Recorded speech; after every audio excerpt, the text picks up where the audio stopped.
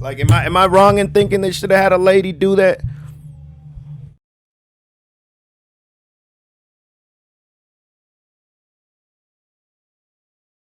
All right, that's the entire thing. Um, wow. All right. So I have not been keeping up with any of the trials as much as other people. Like I've only seen maybe a handful of days on a stream every now and again, and then just a few clips every now and again. But yeah, it seems like there's a lot of ladies out there who seem to think, there's a lot of potential that she Council, wasn't any in the need right to mind, and discuss anything before as the break? such, All right? right, so we'll be in recess till approximately 2 o'clock. But I'm like, damn. How do you? I mean, how do you? You can't really make that excuse for the lives of two children just gone. That's just kind of crazy to me. But again, I'm not a lady, so I don't know what that's like, and I never will. So I can't speak on that. But there are other ladies that can, and I think that they should definitely use that more instead of having a bunch of men tell them how it is that they should feel, because that's the first thing they're gonna say. You just know it. The first thing they're gonna say is, yeah, a man can't tell a lady how they feel on their period or not, whatever. Okay, so it's just they should have had like a lady do that.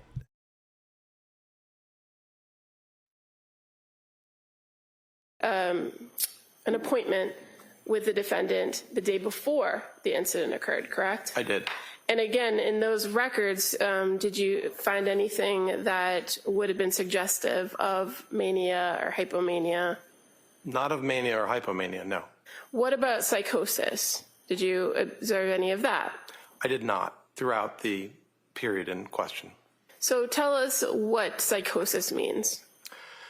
Psychosis is a form of thinking where the person has disorganization and also may have a lack of what is called reality testing. So the individual may not be able to engage in behaviors or activities or cognitive thoughts to check if a belief or an experience is real or not. So is there any particular way in which a person can display psychosis? Psychosis can be displayed in many different ways. It can be based on the things a person says. For example, delusions are fixed, false beliefs that the individual has, and that they exist despite the person being told that that's not true or testing it with others. You also can at least suspect psychosis in the form of hallucinations, which are unreal stimuli that an individual experiences. Sometimes you may see individuals actually moving their body to respond to stimuli that they think or they are experiencing in the environment.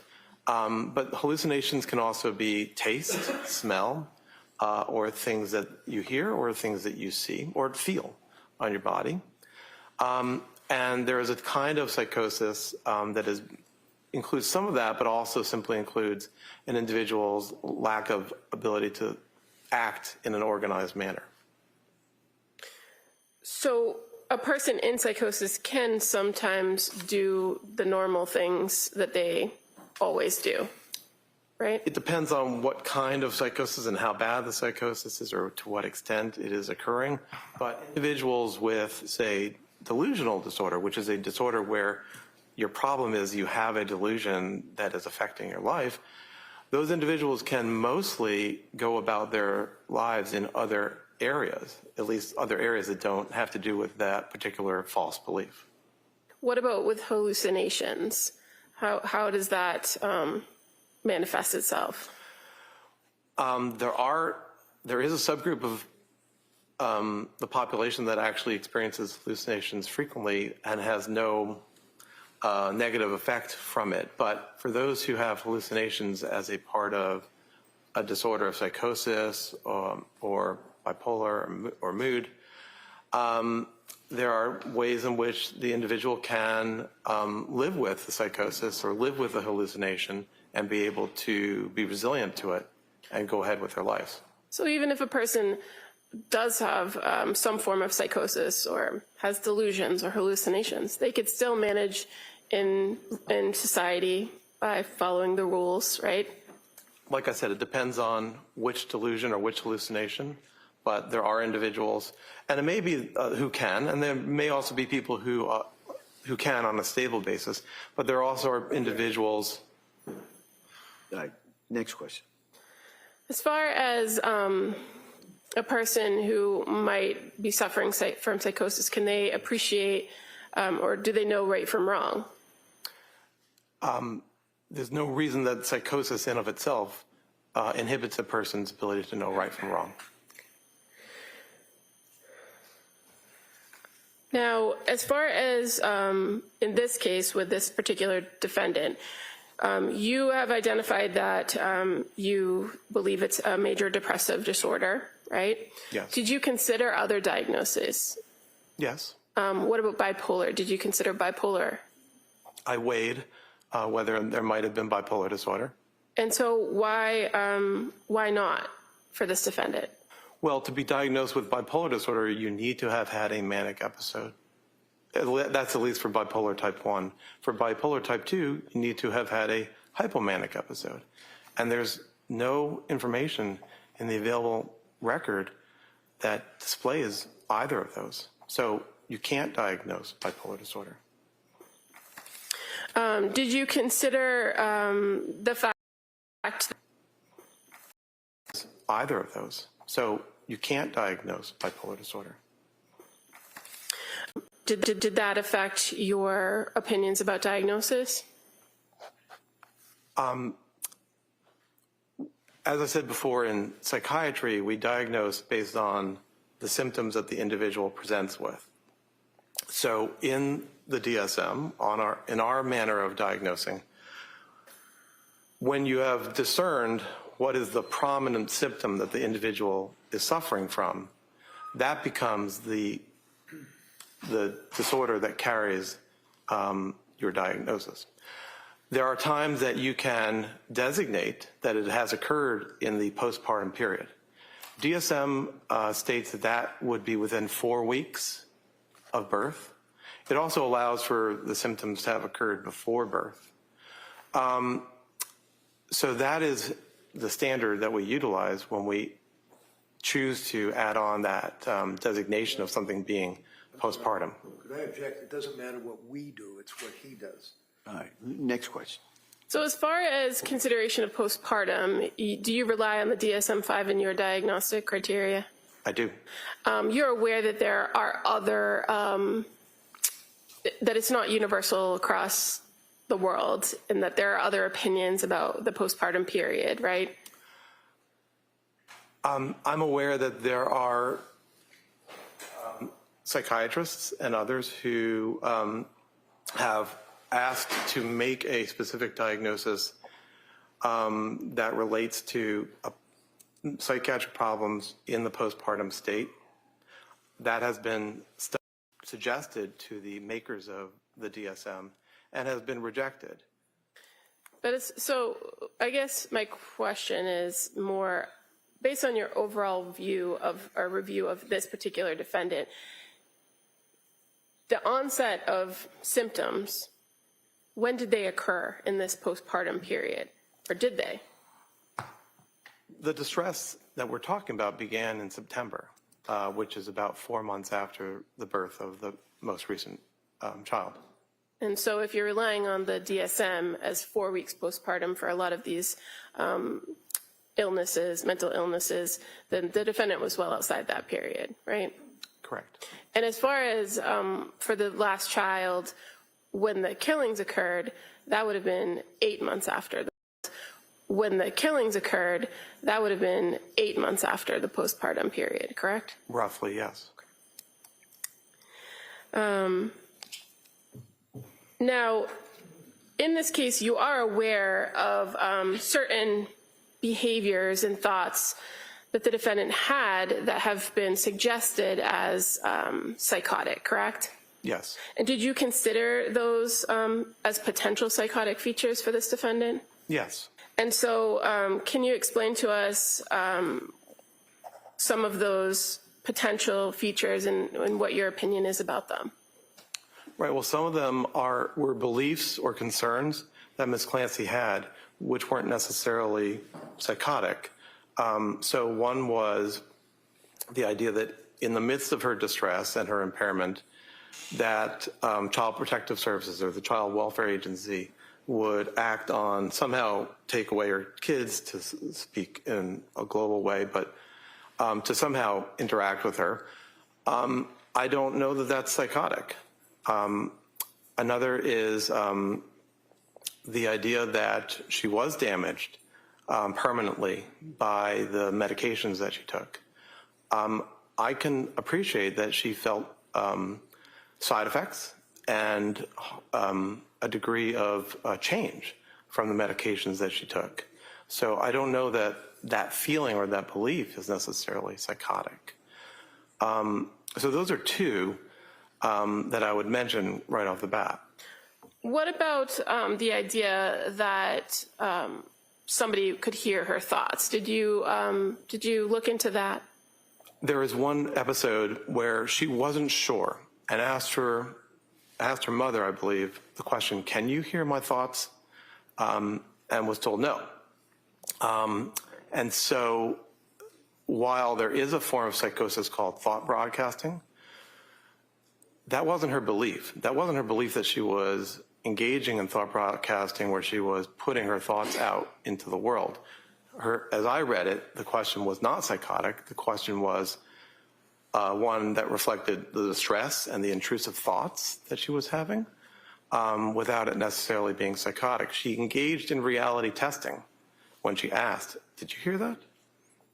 And you had the conversation with her about thought broadcasting in your interview, correct? Yes. And you were able to ask some follow-up questions of her directly to identify whether she was or wasn't doing that. Yes. And based on your conversation with her and what you learned in that interview, did you believe that she was engaged in thought broadcasting?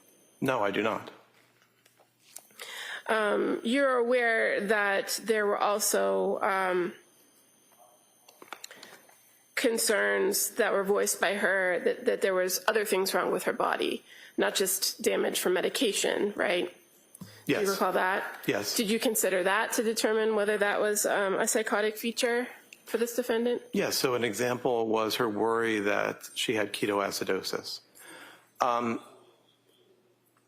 didn't necessarily think that that was psychotic. It may have been wrong, but it wasn't necessarily psychotic. She had been given a medication, Seroquel, where one of the side effects is that it negatively interferes with your glucose system. And ketoacidosis is the worst case scenario when you have glucose, poor control of your glucose. So I don't know that she had a fixed false belief that she had ketoacidosis, but she was worried about having ketoacidosis. So when you say that you considered these things and you didn't believe them to be psychotic, are you talking about them in the realm of, were they delusional, were they fixed false beliefs, or something else? Right, so I use that term specifically. As I said before, a delusion, which is a form of psychosis, is a fixed false belief which is really immutable. You can't be convinced otherwise. But these were not fixed false beliefs. These were concerns. And did you find that the concerns were rational based on your overall view of everything? Right. Not only were they concerns, but they aligned with the realities that she had experienced. Now, what about the idea of these intrusive thoughts? You reviewed the records to know that was a common report of her, that she had intrusive thoughts, correct? Yes. And that at various points she did identify that she did want to die. Yes. Is being suicidal a form of psychosis? No. What, if anything, does the idea of suicide tell you about this defendant or about her situation? Well, it tells me that she was suffering, and that it was a part of, in my view, it was a part of a major depressive episode. 10 to 15% of women in the postpartum period have depressive disorders, and it can be very serious, and it can lead to suicidality or the need for hospitalization or other interventions. The records show in my interviews that I gathered information that she was suffering, and suicidality is a form of suffering. Now, when you're talking about suicidality, does it have to make sense why the person is suicidal? No, suicidality occurs, but it doesn't always make sense. Sometimes there might be places where one might say, well, why was that person suicidal? They had only good things in life, speaking hypothetically. But especially when an individual has depression, it just occurs. Now, when you're talking about people that have suicidal ideation, are there certain things known as protective factors? Yes. And did you identify in your review of this case in the records whether the defendant presented with any protective factors when it comes to suicidality? Well, are you asking, did Ms. Clancy identify protective factors? Yeah, at some point, is it fair to say she did identify protective factors? She did. And what were the protective factors? Mainly her mother and her children. That is to say, she wanted to, her urges or interest in suiciding was something that she chose not to do because of the worry that she would hurt them by suiciding. And your review of the records from McLean Hospital, fair to say that one of the reasons for discharge was that she herself identified that she wouldn't have commit the act because of her kids. That was one of the factors. When I make decisions to allow somebody to be discharged, it's an overall weighing of risk factors and protective factors. All right, Counsel, it's 1 o'clock. Why don't we take the afternoon recess at this point, okay? All right, thank you, John. So, members of the jury, we're going to take the afternoon recess. As I always tell you, no research, writing, talking about this matter, and we'll have you back here approximately 2 o'clock, okay? All rise, please, jurors. Next.